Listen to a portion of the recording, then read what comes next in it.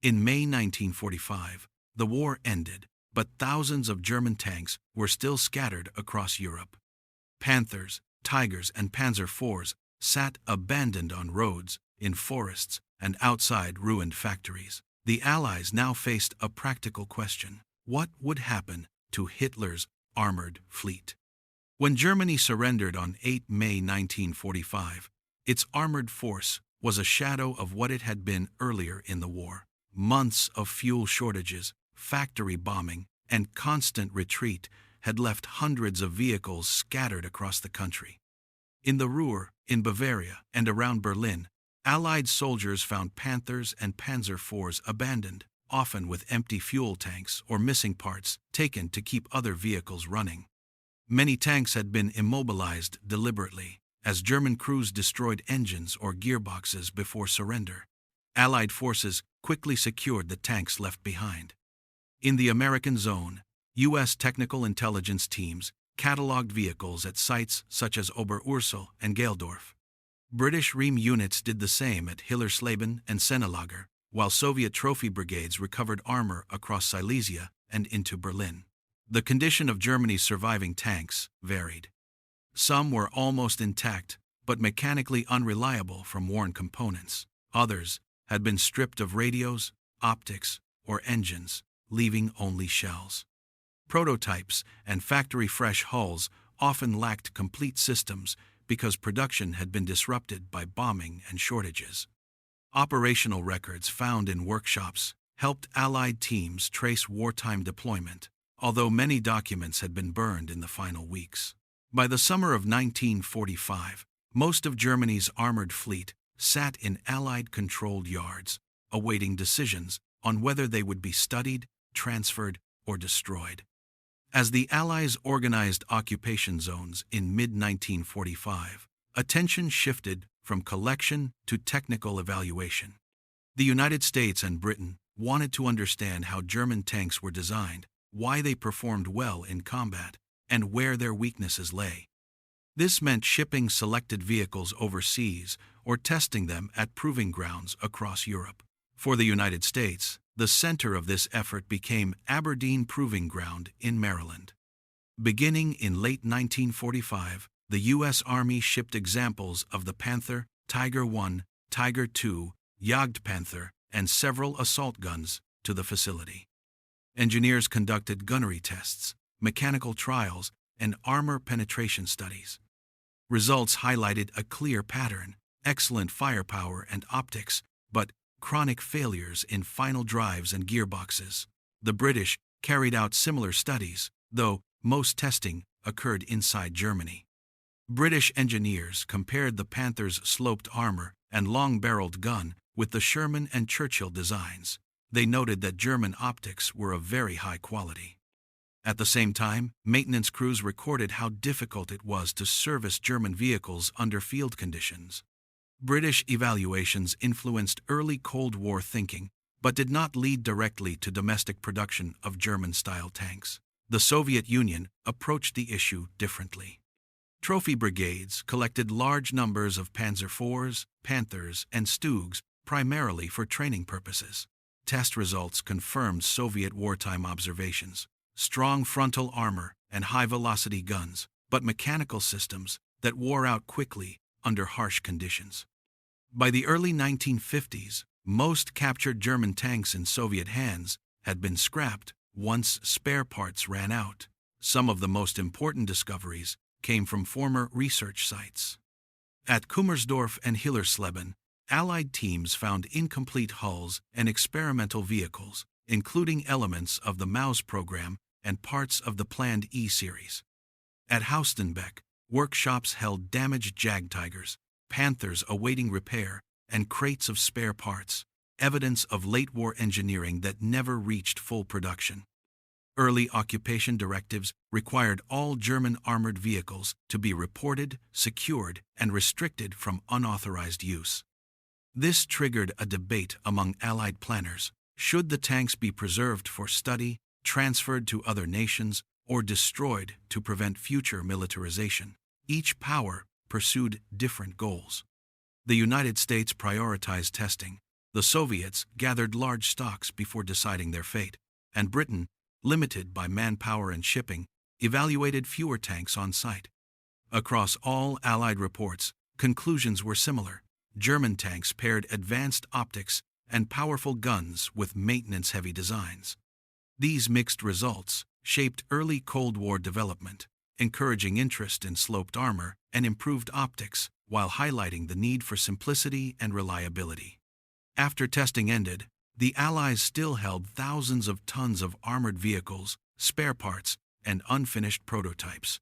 Between 1946 and 1948, the Allied Control Council issued a series of directives ordering the systematic destruction of German military equipment. Tanks, armored hulls, and vehicle components were classified as prohibited materials, meaning they could not remain in German hands or be used for any future rearmament. As a result, widespread demilitarization began across the former Reich. Industrial centers in the Ruhr, Saxony, and Thuringia became focal points for scrapping. Steel plants in Bochum, Essen, and Magdeburg received long lines of armored hulls, many delivered by rail from nearby depots. Workers cut Panthers, Panzer IVs, and Stugs into pieces using torches and heavy machinery.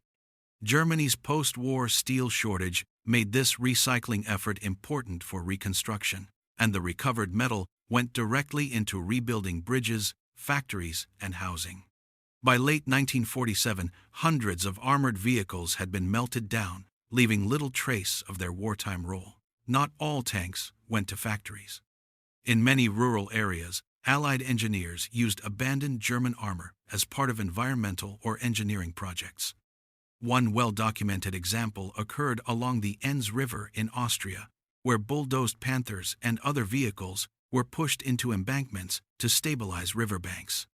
Similar practices occurred in quarry sites across Central Europe, where tanks served as fill for landslide-prone areas.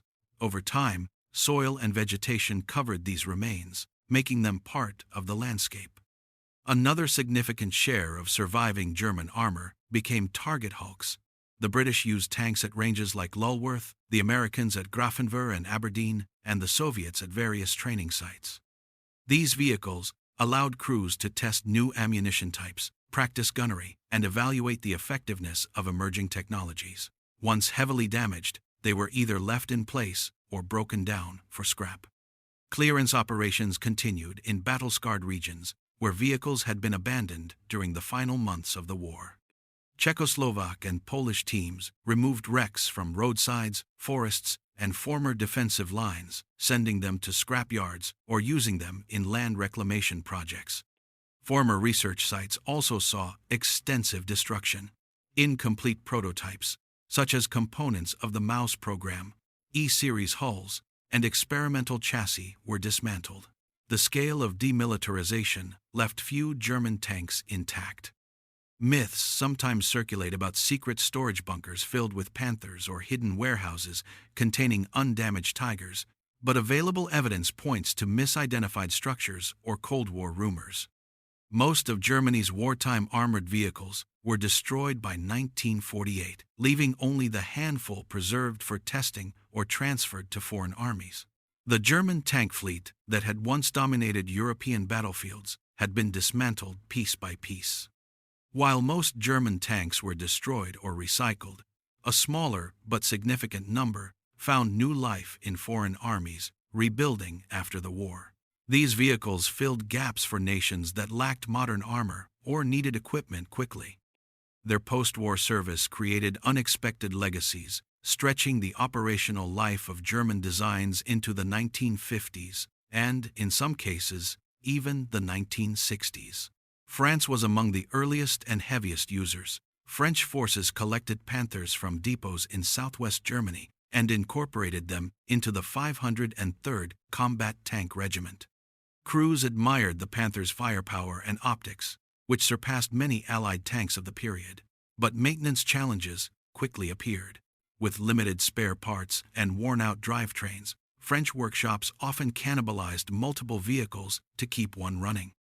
Reports from the early 1950s described frequent transmission issues, and by 1951, France retired the last Panthers due to escalating maintenance costs. Even so, these tanks influenced French armored doctrine at a time when the country was re-establishing its military capabilities.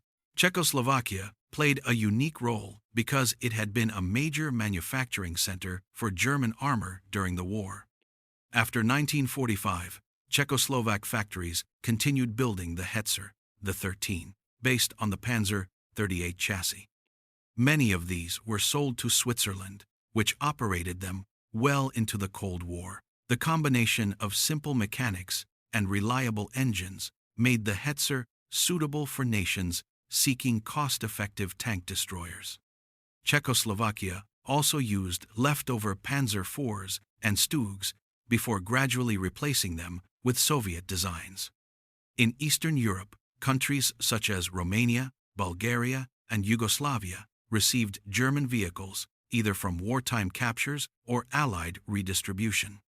Romania operated several Panzer IVs for training, while Bulgaria integrated a mix of Panzer IVs and Stugs into its early post-war armored units. By the mid-1950s, most Eastern European users had shifted fully to Soviet-supplied T-34 South and newer armored vehicles. Spain also became a modest but important post-war user of German armor. In late 1943, Germany supplied Franco's government with 20 Panzer IVs and 10 Stug assault guns. The Panzer IV remained Spain's premier vehicle into the mid-1950s, operating alongside older Panzer Is. As maintenance grew difficult, the fleet shrank, and in 1967, Spain sold 17 surviving Panzer IVs to Syria. One of the most unexpected post-war users was Syria. During the 1950s and 1960s, Syria acquired a number of Panzer IVs from Czechoslovakia and Spain, placing them in frontline units along the Golan Heights. These tanks remained in service into the 1970s, marking one of the last known operational uses of a German World War II tank. Their presence reflects the global circulation of surplus armor in the early Cold War period, as nations sought affordable equipment amid emerging regional tensions. Spare parts scarcity shaped the fate of these fleets. Nations relied on captured depots, local manufacturing, or improvised solutions. Mechanics often fabricated components or combined parts from multiple vehicles, while missing manuals made training difficult. Even so, the tanks influenced early Cold War doctrine. By the mid-1950s, most countries had retired their German vehicles. Larger armies moved toward standardized equipment supplied through the United States or the Soviet Union. Meanwhile, surviving Panthers, Tigers, and Panzer IVs entered museum collections or became monuments. Institutions such as the Tank Museum at Bovington, the Musée des Blindés in Saumur, and the Kubinka Tank Museum near Moscow preserved key examples, ensuring that these vehicles did not vanish entirely. If you found this video insightful, watch What Happened to German U-Boats After WW2. Next, a deep look at how the U-boat fleet was captured, studied, and scattered across the world in the aftermath of the war. Like this video, subscribe, and hit the bell for more history inside. Thanks for watching.